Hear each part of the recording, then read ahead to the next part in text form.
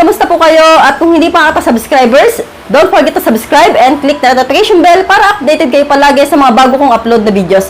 Maraming pong salamat, no? At for today's video, bibigyan ko po kayo ng mga signs na peke ang isang kaibigan or kaibigan na posibleng traidoring ka. Ito po ay requested sa akin ng isa kong viewers at sisimulan na po natin kagad dyan, wala nang intro-intro. So, unang signs nga po na peke ang isang kaibigan kapag hindi mo mahingian ng kahit na anong tulong.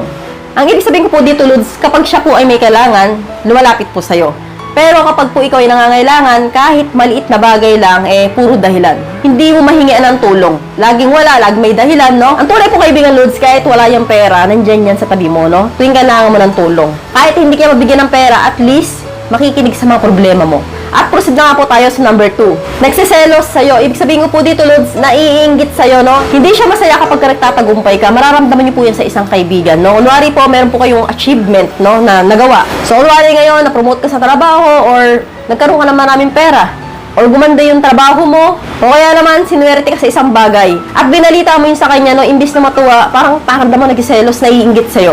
So, parang hindi siya masaya na masaya ka na meron kong achievement na nakuha, no? So, ganun pong klaseng kaibigan ang mga peke. Kasi, Lods, mararamdaman niyo naman kapag katunay ang kaibigan, matutuwa yan. Oh, talaga, ang saya ko naman para sa'yo. Sana mas marami pang blessing dumating sa'yo. Okay yan. Pagpatuloy mo lang, susuportahan kita. Pero kapag po kaibigan, parang ang reaction ay, okay lang, yan, pangiting-ngiti lang, tapos parang wala siyang opinion, hindi siya nakipag-uusap sa'yo ng matagal, and then yun, nag-walk out na, yung talaga napaalam na sa'yo kagad na, dito na ako, ganyan. Mararamdaman niyo, Lods, malamig pa yung pag-usap, no? Signs po yan na peke ang isang kaibigan. At proceed na po tayo sa number 3. Nakakalabas yung mga sekreto mo, ikinuwento mo sa kanya, no? Alam ko, Lods, nangyayari to sa karamihan na meron silang kaibigan, may kinukwento silang sekreto, and then nakakalabas.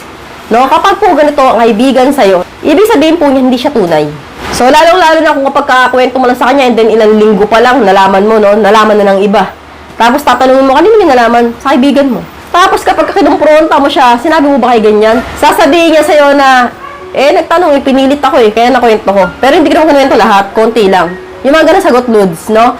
So, kapag po ganun ang kaibigan mo, magduda ka na dyan at medyo laylo ka na dyan. Huwag mo na masyadong pagkatiwalaan. Proceed na po tayo sa number 4. Madalas kinakampi niyang iba kaysa sa'yo, no? So, ibig sabihin ko po dito, kapag kunwari may problema ka, may nakaaway ka, and then kinuwento mo sa kanya, no, imbis na kampihan ka, parang mas against pa siya kaysa sa'yo, no? Yung parang kakampihan niya pa yung isa. So, sabihin niya sa'yo, ikaw kasi may mali ka rin, ganito, ganyan, no? Imbis na parang pakalmahin ka niya, i-comfort ka niya, no?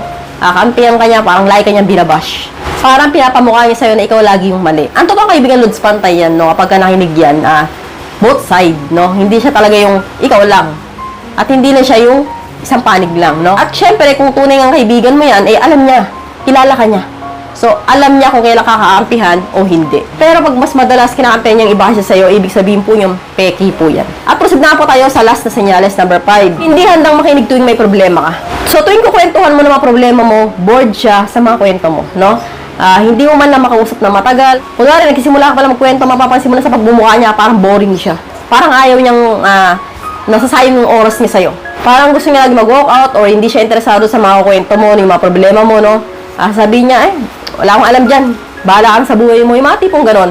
Kapag po tunay ang kaibigan mo, kahit magdamag kayo magkwentuhan niya, kahit pa ulit-ulit yung pag-usapan yung problema mo, makikinig at makikinig yan. Hindi yan maboboring. Alam ko yan, Lods, kasi may mga ganyan akong kaibigan na talagang, alam mo yung ulit na yung topic namin, nakikinig pa rin sa akin.